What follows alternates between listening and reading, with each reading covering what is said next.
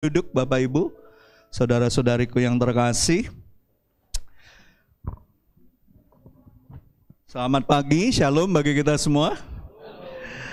Luar biasa, hari yang baru di minggu yang terakhir di minggu terakhir bulan yang ketiga di tahun 2023. Tidak terasa time running so fast, sangat cepat. Waktu kedatangan Tuhan juga sudah makin dekat. Waktu kita berdoa bersama-sama dengan jaringan doa pemuda nasional dan sekota.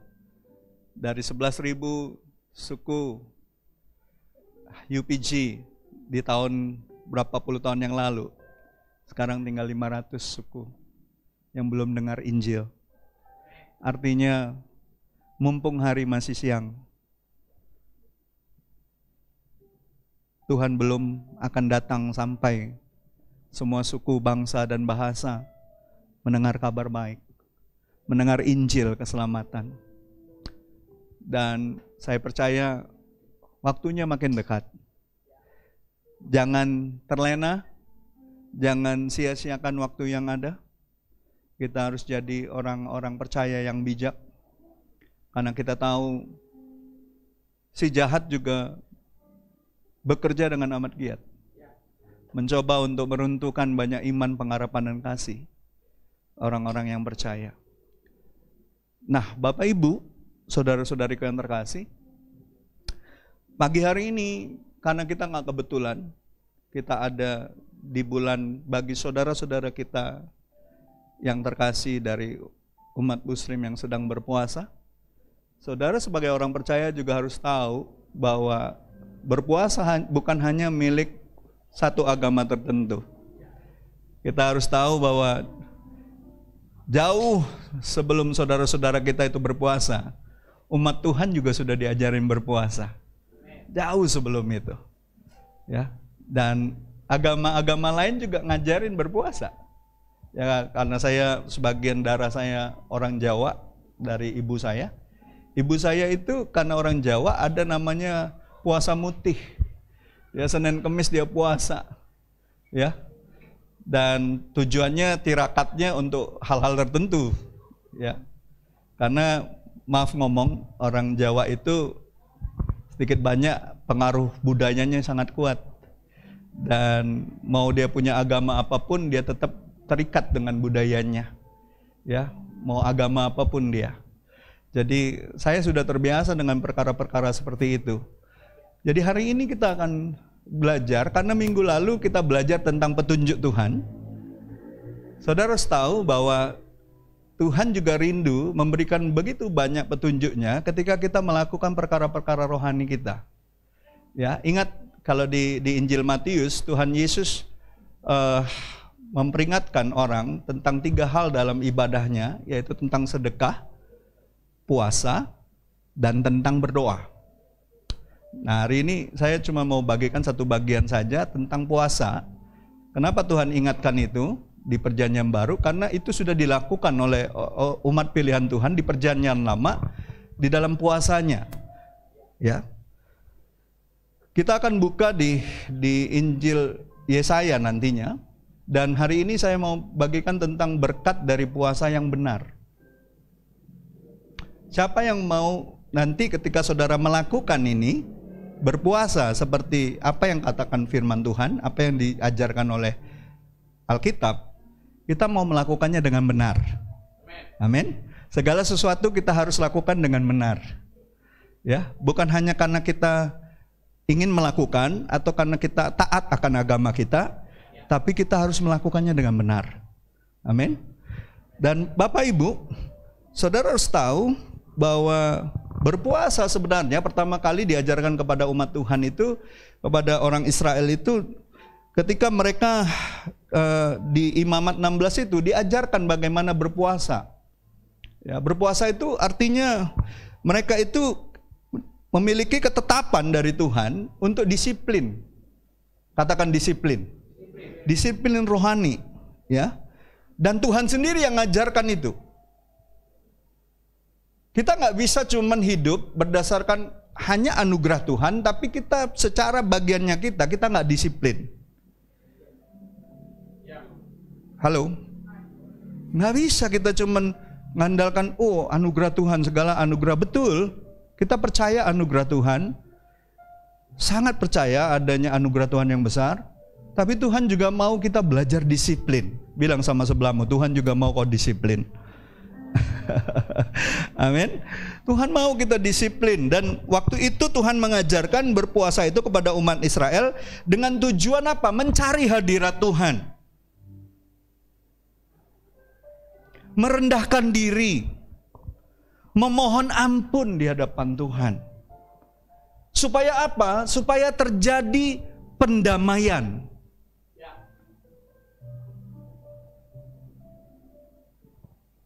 Dan kita tahu dalam perjanjian lama itu semua itu hanya bayang-bayang daripada Kristus. Manusia gagal memenuhi setiap ketetapan Allah. Manusia gagal melakukan apa yang Tuhan ajarkan. Karena apa? Karena memang manusia ini lebih banyak bersifat daging. Makanya saudara dan saya disebut umat perjanjian baru. Nanti di kesempatan yang lain saya akan bagikan kenapa kita harus mengerti perjanjian yang baru. Kita tidak lagi mengikuti aturan-aturan dari perjanjian lama karena semua hukumnya sudah digenapi oleh Yesus. Amin. Tapi disiplin rohaninya itu penting untuk kita tetap lakukan. Hukumnya, ketidakmampuan kita itu sudah digantikan oleh ketaatan Yesus. Makanya dia mati di atas kayu salib bukan hanya untuk menebus kita dari dosa, tapi menebus kita dari segala kelemahan kita. Bilang sama sebelah-sebelahmu, kamu itu masih lemah. Tanpa Kristus kamu pasti lemah. Makanya kita butuh Yesus. Amin. Ada amin Bapak Ibu? Nah, jadi Bapak Ibu, saudara-saudariku yang terkasih, kata puasa itu diambil dalam bahasa Ibrani-nya itu adalah sum. Yang berarti menjauhkan diri dari makanan. Bilang sama sebelahmu, kalau puasa itu konotasinya pertama, jauhkan dirimu dari makanan.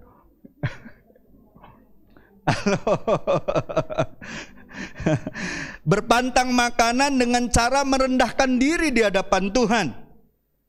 Selain itu, berpuasa juga diartikan sebagai suatu tindakan sukarela untuk menghindari makanan dan minuman dan hal-hal lain yang memuaskan hasrat daging kita, fisik kita.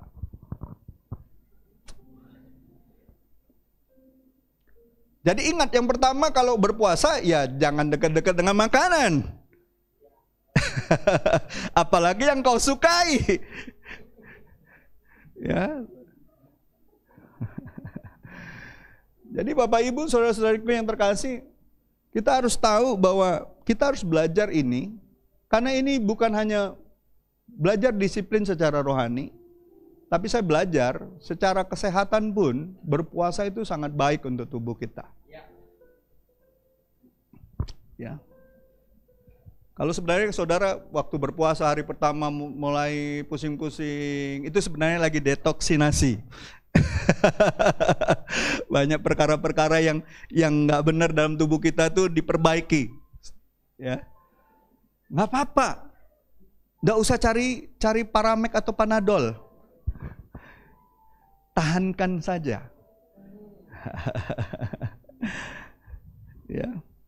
Nah, tapi kita harus tahu ada masa di mana ketika orang Israel berpuasa, puasa mereka tidak berkenan di hadapan Tuhan. Dan ini mengerikan. Dan itu terjadi di masanya Nabi Yesaya. Coba kita lihat Yesaya 58. Saudara harus tahu bahwa Yesaya ini merupakan salah satu nabi besarnya Israel. Ya kita tahu lah ada beberapa nabi besar Israel kan, Yesaya, Elia, Elisa gitu ya. Itu nabi besar. Ya Musa itu. Ya.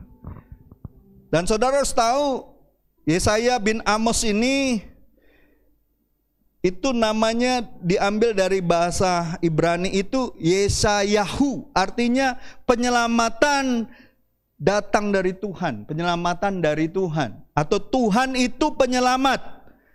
Makanya kitab ini itu tentang keselamatan yang dari Tuhan untuk umatnya. Karena apa? Karena pada masa itu Israel itu mendua hati. Ya percaya Tuhan, Allah Yahweh, Allah Elohim, tapi juga mengikuti jalan-jalan Baal, Molok, sinkretisme.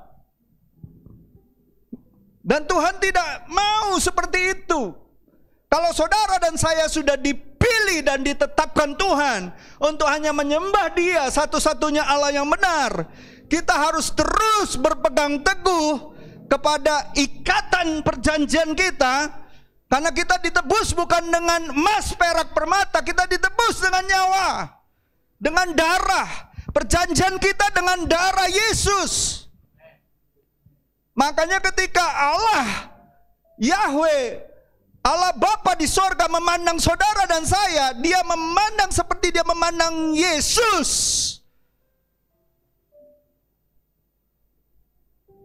Jadi saudara harus bilang sama sebelahmu, apapun keberadaanmu, kalau kau percaya Yesus, kau tetap berharga di mata Tuhan.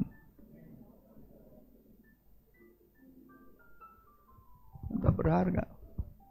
Apapun yang sudah terjadi dan saat ini masih terjadi, kalau hatimu masih percaya sama Dia, hidupmu itu seharga dengan Kristus Yesus. Bentar lagi kita mau Paskah, Jumat Agung Paskah. Dan ada beberapa gereja yang mengajarkan puasa sebelum Prapaskah, betul? Makanya ada Rabu Abu.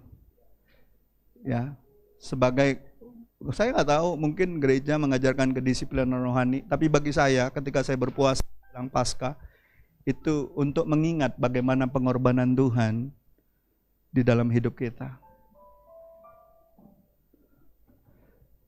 Amin. Kita mengingat bagaimana penderitaan Tuhan. Dagingnya harus hancur untuk menebus kita semua.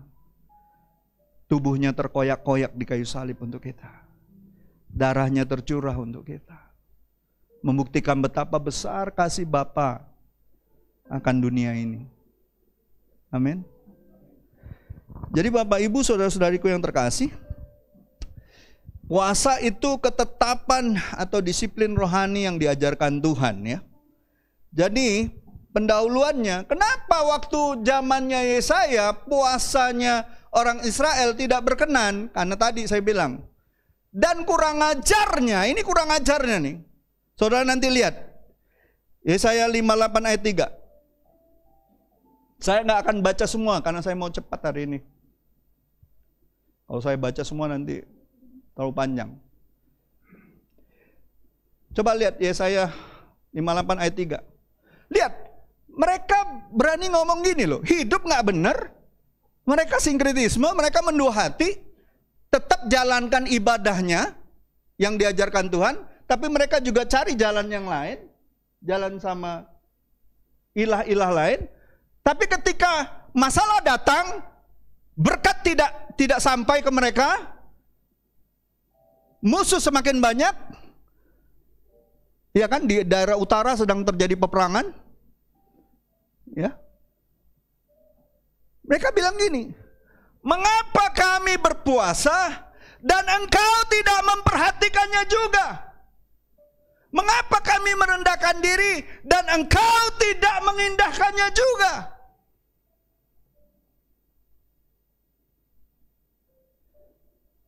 Karena bagi Tuhan, hal-hal rohani yang kita kerjakan di dalam kita mengiring Tuhan, tapi hati kita mendua, itu bagi Tuhan kemunafikan. Tuhan tidak berkenan kepada hal-hal seperti itu. Tuhan gak mau kita double minded. Kitab Yakobus katakan orang yang mendua hati tidak akan mendapat apa-apa. Seperti gelombang lautan yang terombang-ambing. Bimbang terus, galau terus kalau bahasa sekarang. Makanya hati kita harus teguh, katakan teguh. Bahasa Palembang teguh itu geser dak tergeser, goyang dak tergoyang. Teguh.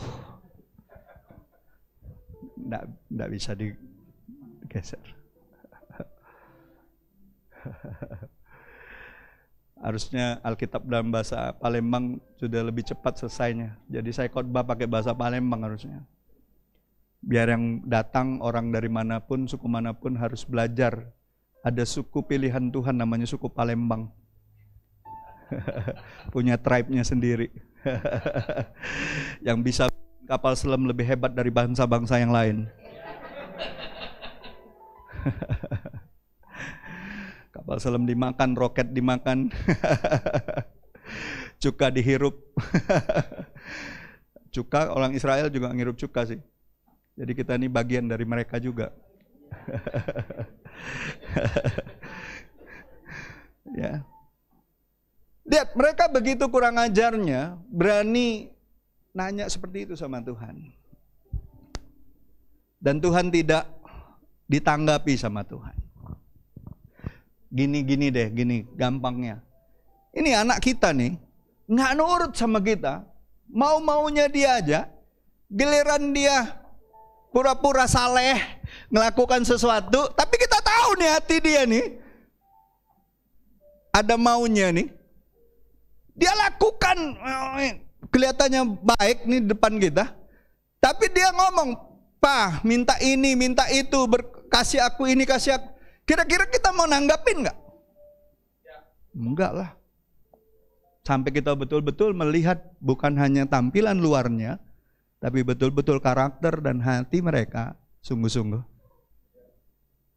Karena kalau kita sebagai orang tua, kita tahu anak kita masih nggak benar, kita kasih semua yang mereka mau, justru merusak mereka. Amin. Ada amin saudaraku? Kita harus ngerti itu. Makanya kenapa dibilang di kitab Ibrani, Allah itu sama kita berlaku seperti bapak dengan anak. Dia menyesah kita, mendisiplinkan kita supaya kita tidak jadi orang percaya gampangan. Di sini ada nggak sister-sister yang mau dibilang sister gampangan? Nggak ada toh. Ada pria yang mau, cowok gampangan itu. Cowok basing, kalau Yobel ngomong cowok basing. Kalau orang Palembang bilang cowok basing. Lihat jidat cewek licin sedikit, langsung pindah hati lain dia. Yang tadinya doa untuk si A, ngelihat ada yang lebih cantik, doa untuk si B. Nanti kambing dibedakin, jidatnya licin, didoain juga. Tuhan gak mau double minded. Tuhan tahu hati kita. Kita mau pakai topeng, mau pakai apapun tampilan luar kita kelihatannya rohani. Tuhan tahu hati kita. Makanya sama Tuhan itu apa adanya, jangan ada apanya. Apa adanya sama Tuhan. Jadi Bapak Ibu, ada dua jawaban Tuhan. Ya, ada dua jawaban Tuhan. Tidak ditanggapi tapi Tuhan jawab. Tuhan jawab gini di ayat 3b-nya. Sesungguhnya pada hari puasamu engkau masih tetap mengurus urusanmu dan kamu mendesak-desak semua buruhmu. Lalu ayat 4-nya, sesungguhnya kamu berpuasa sambil berbantah-bantah dan berkelahi, serta memukul dengan tinju dengan tidak semena-mena. Dengan caramu berpuasa seperti sekarang ini, suaramu tidak akan didengar di tempat tinggi.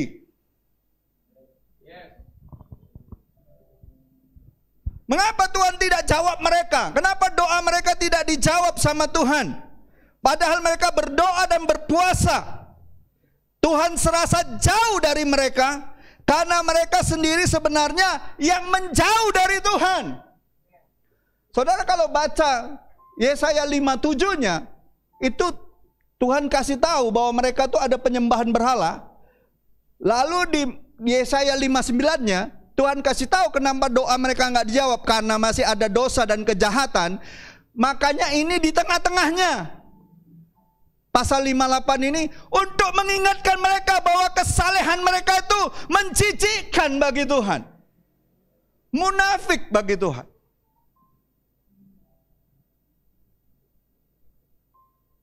Coba lihat sebelahmu. Ingat gak ada satu lagu? Itu band terkenal. Buka dulu topengmu. Buka dulu topengmu. Tuhan mau kita lepaskan segala kemunafikan kita. Lepaskan segala hal yang menghalangi kita untuk datang kepada Tuhan dengan apa adanya. Tuhan mau kita jujur. Jujur itu pertama kali dengan Tuhan dan dengan diri kita sendiri. Nggak mungkin kita bisa jujur sama sesama kita. Kalau dengan Tuhan dan dengan diri kita, kita nggak jujur. Amin. Jadi Bapak Ibu, mereka melakukan puasa, doa, bentuk pelayanan mereka kepada Tuhan. Padahal mereka sedang melayani dirinya sendiri. Ya, tampaknya bangsa Israel pada saat itu jatuh ke dalam pemikiran yang salah.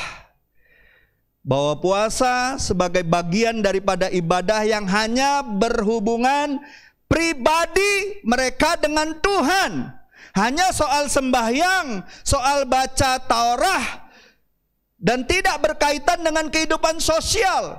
Itu salah. Pemahaman yang keliru itu menyebabkan mereka tidak sungkan untuk menindas orang yang di bawahnya. Makanya tegurannya tadi seperti itu. Kau sibuk dengan dirimu sendiri, kau menindas buru-burumu, dibilang.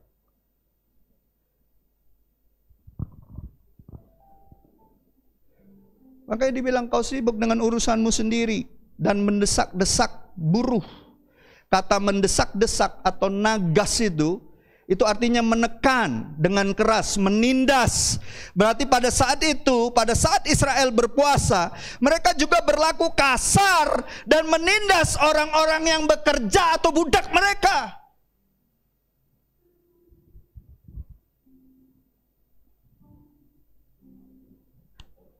Ini seolah-olah berbanding terbalik dengan puasa yang mereka gembar-gemborkan di hadapan Tuhan.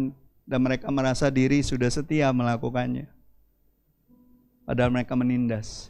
Ingat, dua hukum yang paling utama. Kasihilah Tuhan Allahmu dengan segenap hatimu, segenap jiwamu, segenap akal pikiran dan kekuatan. Tapi hal yang sama dengan itu, kasihilah sesamamu. Bahkan waktu Yesus katakan, ketika kau melayani orang yang paling hina ini, sama dengan kau melayani aku. Artinya, bagaimana kita melakukan ibadah kerohanian kita, agama kita, itu bukan melulu tentang hubungan kita sama Tuhan, tapi itu dengan hubungan kita dengan sesama. Adalah bohong kalau kita ngomong kita mengasihi Tuhan yang gak kelihatan, tapi kita menindas orang yang kelihatan. Itu kebohongan belaka.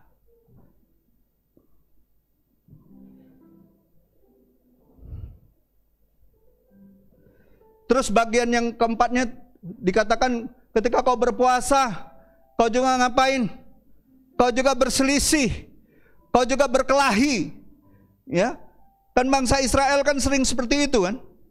Mereka akan lakukan ibadahnya, tapi sifat mereka yang suka hidup dalam perselisihan, pertikaian satu dengan yang lain. Ada banyak mazhab di Israel itu.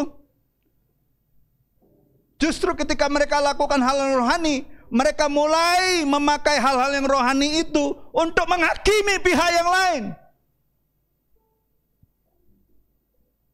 Saya ingatkan saudara, saudara pulang dari sini, ibadah, dan saudara merasa lebih baik daripada saudara-saudaramu yang gak ibadah, kau gagal dalam ibadahmu. gagal.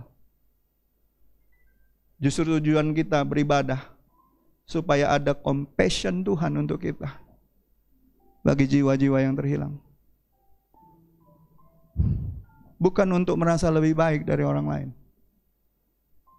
Halo? Ada amin?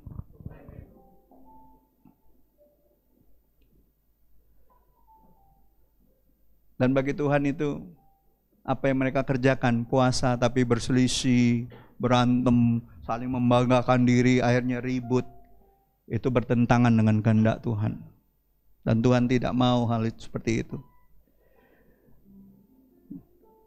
Jawaban yang tegas, pedas terhadap bangsa Israel ini kan dua kan jawaban Tuhan tadi.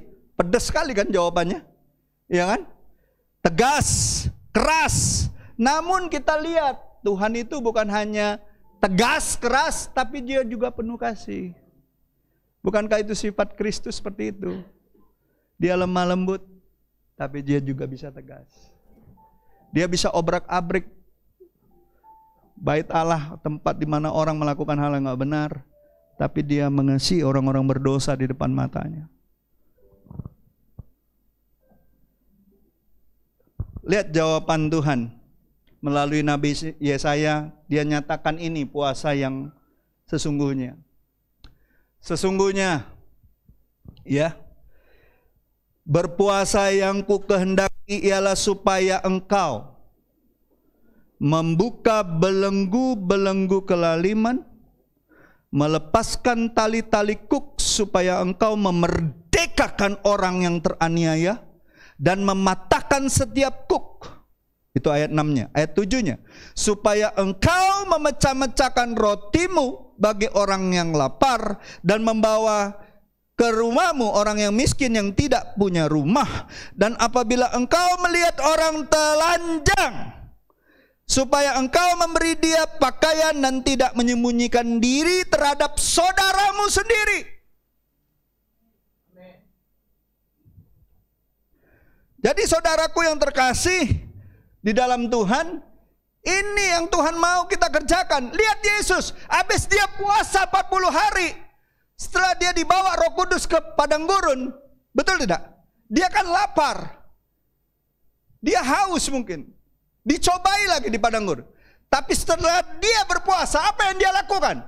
Dia melayani orang-orang buta, dia melayani orang-orang lumpuh, dia memberi makan orang-orang yang kelaparan.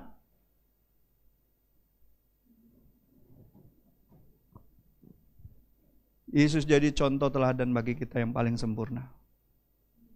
Bagaimana berpuasa.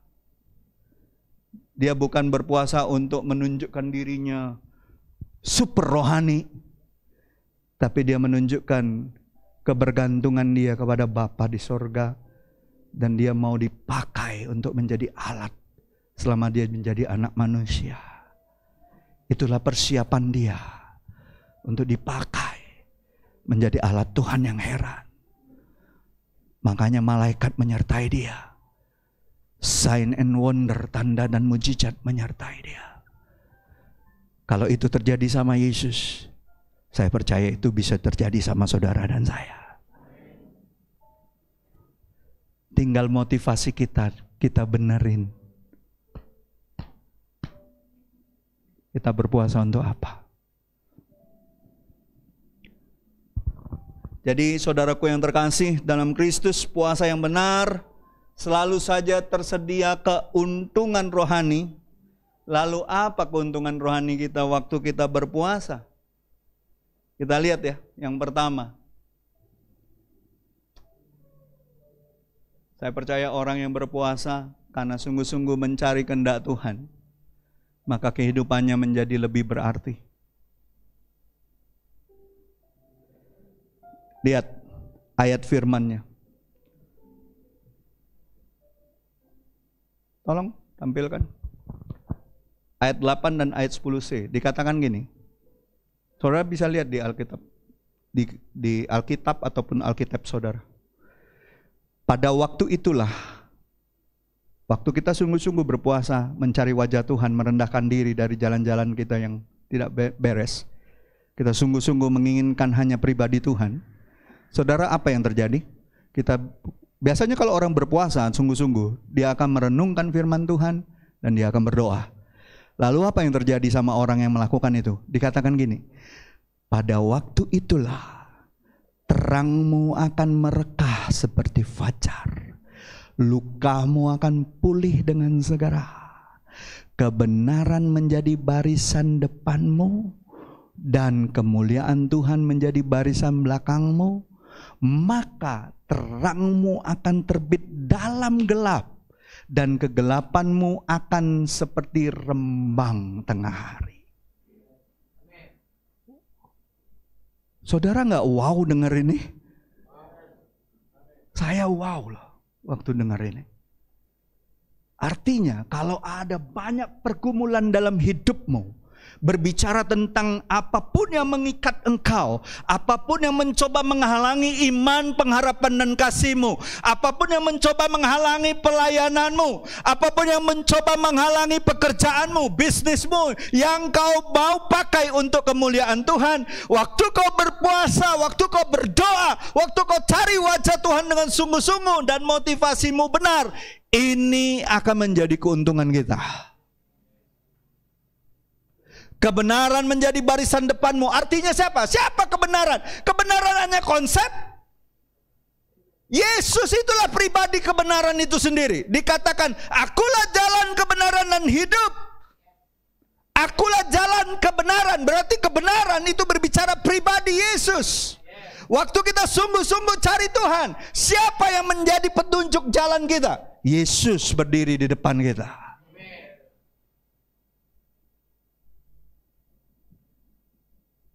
Dan dikatakan kemuliaan Tuhan ada di barisan belakang kita.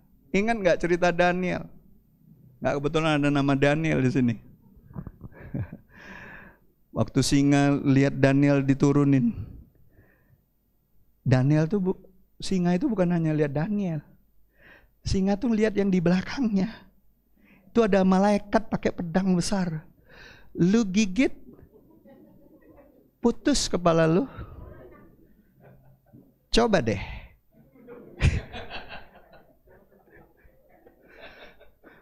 Singa-singa langsung ngais-ngais. Langsung berubah jadi meong. Meong. Siapa yang percaya ketika kau sungguh-sungguh melakukan perkara-perkara yang Tuhan kehendaki, terang Tuhan ada di depanmu, kemuliaan Tuhan ada di belakangmu. Dan kalaupun ada ikatan, ada hal-hal yang sulit sekali lepas dari hidupmu, dan itu menjadi sesuatu yang kau sendiri nggak kuat, kau sendiri nggak tahu kenapa ini sulit sekali. Waktu kau sungguh-sungguh cari Tuhan di dalam doa, puasa, penyembahanmu, perenunganmu akan firman, tanpa kau sadari, Tuhan melepaskannya satu-satu.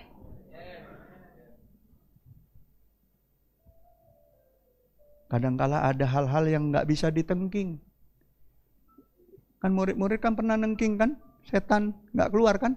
Yesus bilang gini, hal yang satu ini harus dengan jenis yang kayak gini nih, jenis ini harus dengan doa dan puasa. Bukan puasa doa.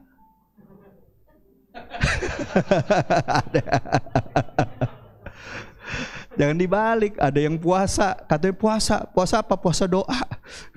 Berarti nggak doa dong. Halo? Siapa yang percaya ini akan terjadi? Ini jadi keuntungan kita. Tahun ini kita akan mengalami kelepasan dari Tuhan, pemulihan. Kemuliaan Tuhan berjalan bersama kita, di belakang kita, kebenarannya ada di depan kita. Mulut kita akan berani mengatakan kebenaran karena kita tahu Tuhan sedang berjalan di depan kita. Dan orang ketika menerima kabar baik itu, mereka bukan hanya menerima kabar baik, mereka menerima Kristus itu sendiri. Mereka tidak lagi percaya karena kita yang membawa, tapi karena mereka mengalami Tuhan secara pribadi. Itu kan wanita Samaria itu, ketika orang-orang di Samaria mengatakan kepada dia, kami percaya bukan lagi karena engkau, tapi karena kami bertemu sendiri dengan Mesias itu. Amin. Itu yang pertama. Yang kedua, apa yang kita akan alami? Yang B, Tuhan akan menuntun engkau senantiasa, perhatikan, Tuhan akan menuntun engkau senantiasa. Lihat, dan akan memuaskan hatimu di tanah yang kering, dan akan memperbaharui kekuatanmu, dan engkau akan seperti taman yang diairi dengan baik, dan seperti mata air yang tidak pernah mengecewakan. Artinya di masa-masa yang paling sulit sekalipun, ketika semua di dunia ini mengecewakan, ladang tidak berbuah seperti Habakuk katakan, pohon anggur tidak berbuah, pohon ara tidak berbuah, sapi kambing lepas semua. Tapi aku akan beria-ria karena Tuhan. Karena kepuasan kita adalah Kristus itu sendiri, pribadi Tuhan. Bukan harta benda, bukan pelayanan kita, bukan manusia. Tapi Tuhan. Jangan hitung keberhasilan kita dengan hal-hal yang materi. Hitung berkat Tuhan, hal-hal yang bahkan belum kita lihat. Amin. Siapa yang percaya tahun ini kepuasanmu hanya Tuhan? Tahun ini Tuhan akan memperbaharui kekuatanmu.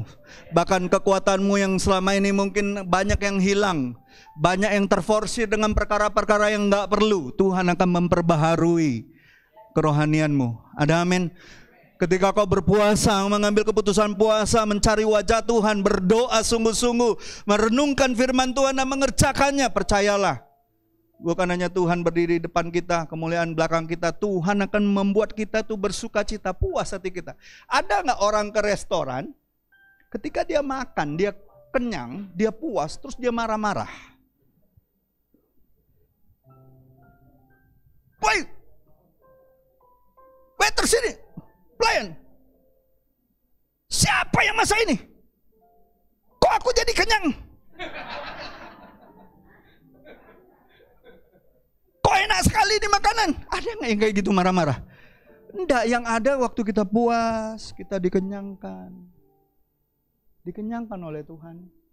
Ketemu orang yang paling menjengkelkan pun kita masih bisa senyum.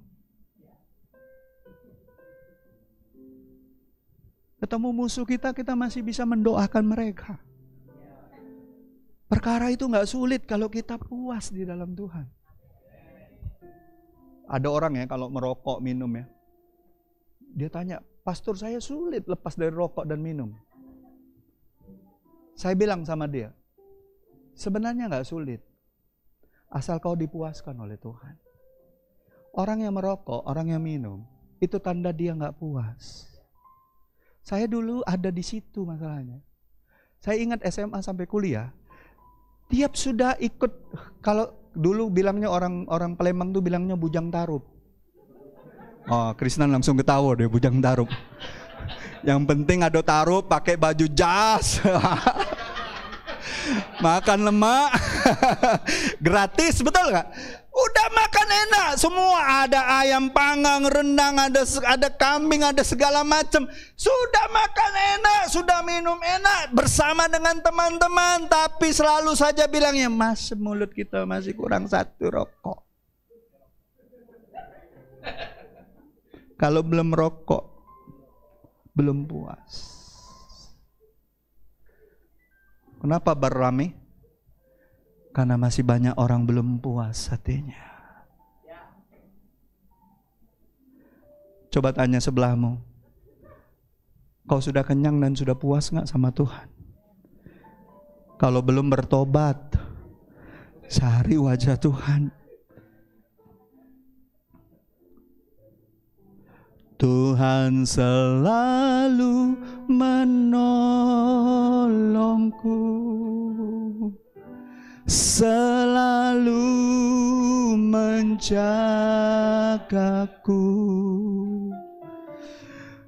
segelai di rambutku tak akan terjatuh tanpa seizinmu.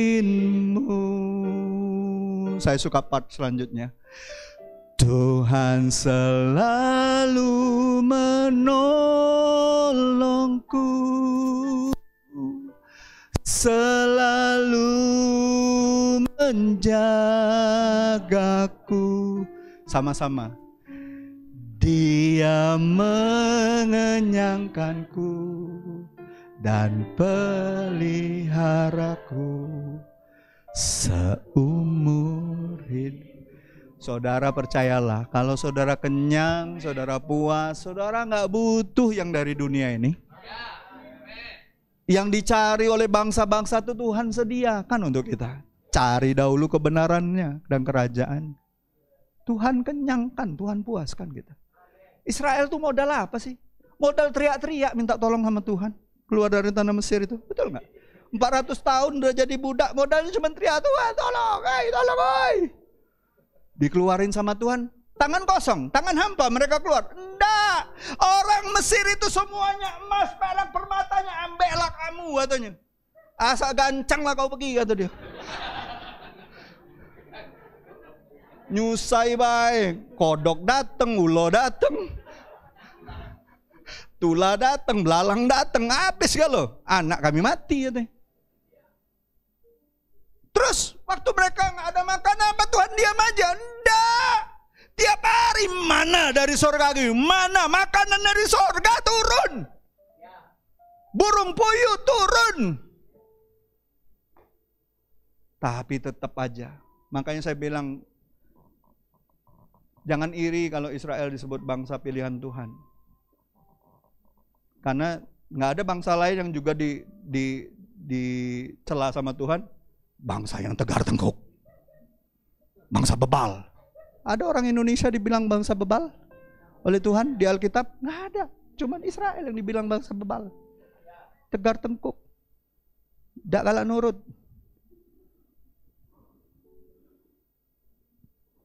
Kalau orang Palembang sudah gawe sama dia, tidak galak nurut, tegar tengkuk, diomongin tidak baca, bedepak katanya.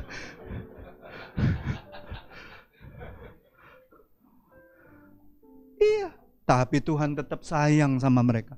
Tuhan ingat perjanjiannya. Tuhan ingat perjanjiannya kepada Abraham, Ishak dan Yakub. Makanya Allah itu senang sekali disebut Allah Abraham, Ishak dan Yakub. Karena mereka punya perjanjian dengan Tuhan.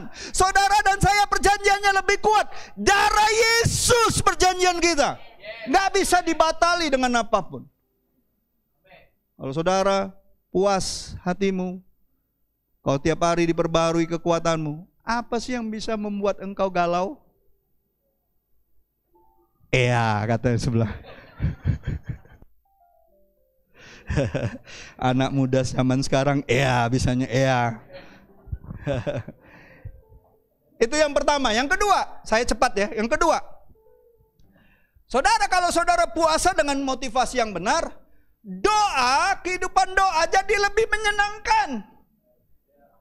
Karena ada janji Tuhan. Kenapa kita terus-menerus berdoa? Karena ada janji Tuhan. Tuhan itu bukan manusia yang sering berdusta, sering PHP. Kalau Tuhan berfirman, dia pasti iya dan amin. Kalau dia berfirman, firmannya akan melakukan apa yang menjadi kehendaknya. Makanya bunyi firmannya gini, coba munculkan. Pada waktu itulah, ayat 9a, engkau akan memanggil dan Tuhan akan menjawab. Wih, keren ya.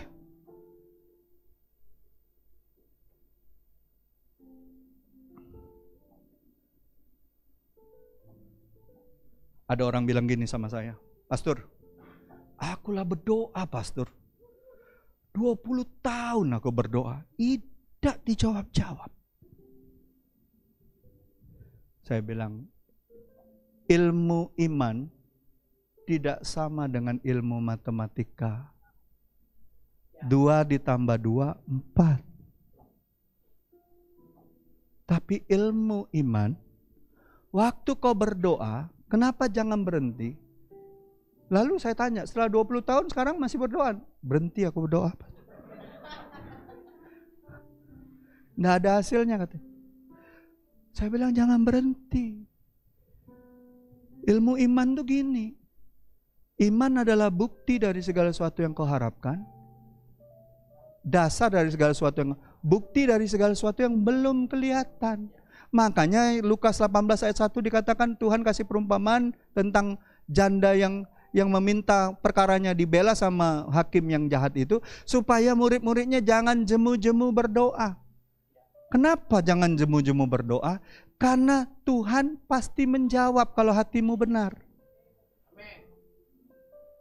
Tinggal tunggu waktu Tuhan. Kalau hakim yang jahat aja digedor terus pintu rumahnya, dia pasti buka. Apalagi Bapamu di sorga, kata Tuhan. Apakah dia berlambat-lambat menahan kebaikannya untukmu? Enggak. Ayat 7-nya baca saudara, Lukas 18 itu. Kenapa kita harus terus-menerus berdoa? Karena ilmu iman itu gini. Kalau saudara baca pengkhotbah katakan, jangan diam tanganmu, taburkanlah benihmu. Ke sana, kemari, ke tempat itu, ke tempat ini. Nggak tahu mana yang akan tumbuh. Apakah yang itu, apakah yang ini, atau kedua-duanya tumbuh. Saudara nggak tahu doa saudara yang tahun lalu, 10 tahun lalu, atau yang hari ini, atau yang barusan saudara doa, yang mana yang tumbuh. Itu bagiannya Tuhan. Waktu Tuhan sama waktu kita nggak sama. 1 hari. Waktu Tuhan bisa 1000 tahun. Makanya gak heran waktu Tuhan bilang sama orang-orang yang ngelapor tentang Lazarus, biarin aja, nanti aku datang kok. Dan dia datang gak? Walaupun bagi orang lain sudah terlambat.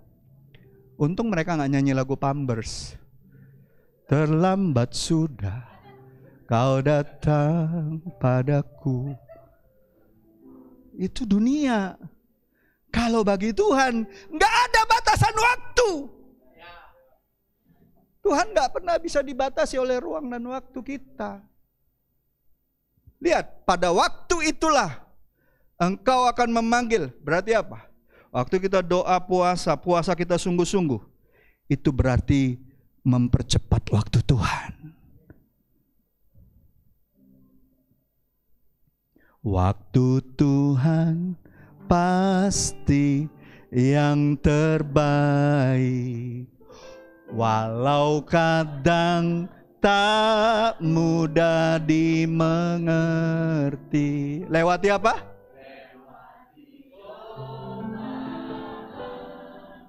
Ku tetap percaya.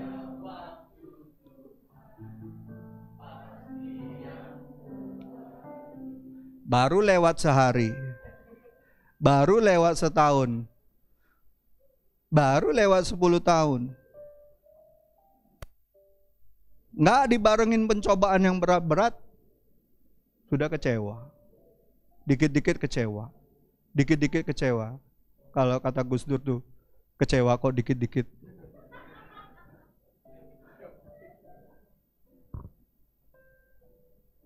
Ingat, pengharapan yang tidak mengecewakan melewati proses demi proses. Pertama apa? Penganiayaan. Ingat, Roma 5, saya pernah khotbahkan itu. Penganiayaan. Terus menghasilkan apa? Ketekunan. Saudara masih tekun gak berdoa? Walaupun ngadapin begitu banyak pencobaan, banyak penganiayaan, masih tekun gak berdoa? Yang ketiga tahapannya setelah tekun apa? Tahan uji. Baru sampai kita bisa menerima yang namanya pengharapan yang tidak mengecewakan. Keren ya? Keren gak? Tanya orang sebelahmu, berapa banyak pencobaan yang kau sudah lewati? Kalau dia bilang, kalau sebelahmu bilang, caknya udah terhitung lagi. Cakep. Berarti kau sudah masuk ke tahapan apa? Tekun. Berapa banyak kau masih tekun berdoa hari ini? Woi, masih mang sampai hari ini. Cakep. Kau sudah masuk tahap tahan uji. Kalau dia berapa kuat kau tahan uji? Ingat, barang mau dikeluarkan itu harus melewati proses namanya quality control, betul nggak? Dia kuat nggak? Dia tahan uji nggak? Baru setelah itu dia dikeluarkan. Nih muncul, nih orang yang tidak lagi bisa dikecewakan. Amin. Karena apa? Karena dia ngalamin Tuhan, dia puas. Ketika dia berdoa, dia puas karena Tuhan.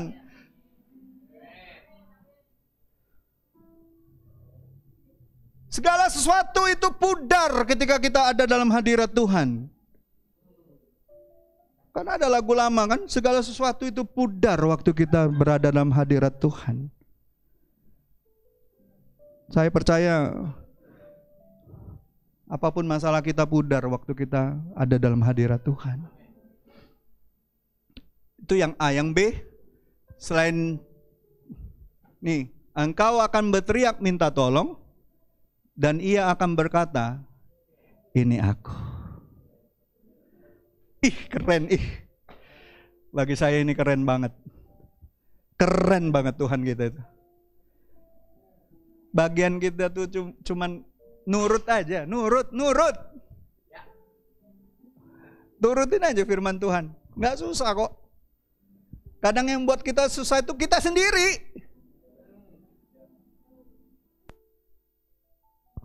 Dan yang terakhir, siapa yang kehidupannya mau jadi berkat tahun ini? Oh, kita ininya sudah dilepas ya. Tahun ini dikatakan di Amos 9 ayat 13 apa? Ini masa penuaian besar. Dalam ERV kan, English Easy Reading Version, akan ada apa? Tuaian yang besar.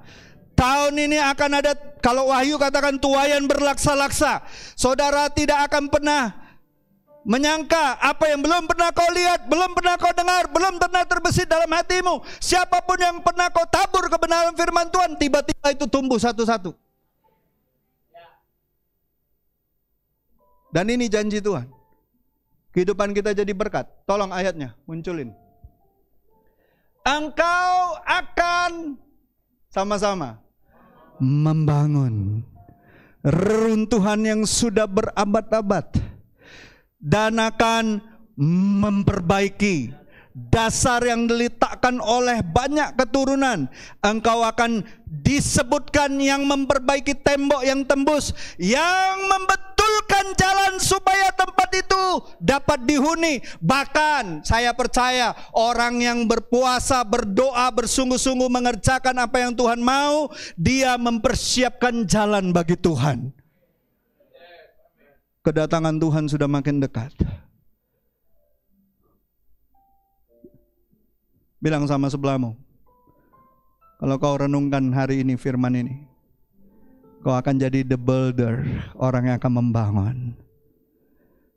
Kau akan menjadi orang yang memperbaiki banyak dasar-dasar yang salah dalam kehidupan orang lain, bahkan dalam keluargamu. Dan engkau akan dipakai untuk membetulkan hal-hal yang tidak benar di dalam jalan-jalan kehidupan banyak orang.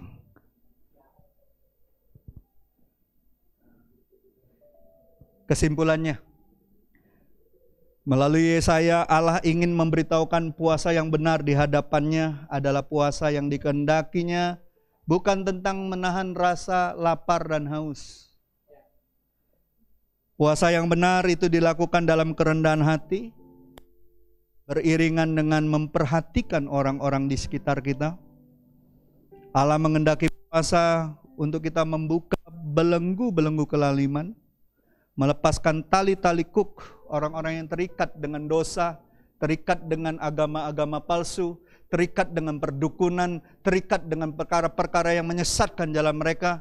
Ingat, Tuhan mau itu kita kerjakan. Dan yang saya percaya, dari puasa yang benar kita akan mendapatkan keuntungan. Yang pertama, kehidupan kita lebih berarti. Dua, doa kita menjadi lebih menyenangkan. Siapa yang mau berdoa itu menyenangkan, bukan kalau diajak doa. Kalau diajak doa, aduh, banyak kali kalau orang Medan bilang, banyak kali cungkunekmu. Alasannya banyak sekali kalau diajak doa. Ini maaf ya, karena saya fasilitator doa di kota ini. Bukan hanya jemaat diajak kayak gitu, hamba Tuhan pun kayak gitu. Kalau diajak doa banyak sekali alasannya, pelayanlah ini itu, pelayananlah ini. Padahal dia tahu doa itu adalah pilar. Usahakanlah kesejahteraan kotamu. Karena kesejahteraan kotamu adalah kesejahteraanmu. Berdoalah bagi mereka, kata Tuhan. Betul? Rasul Paulus mengingatkan muridnya kepada Timotius, berdoalah bagi para petinggi-petinggi kita. Itulah yang berkenan di hati Allah. Supaya semua orang mengenal kebenaran dan boleh menerima keselamatan yang daripada Tuhan. Tuhan rindu kita melakukan itu. Dan yang saya percaya, kehidupan kita akan jadi berkat bagi banyak orang.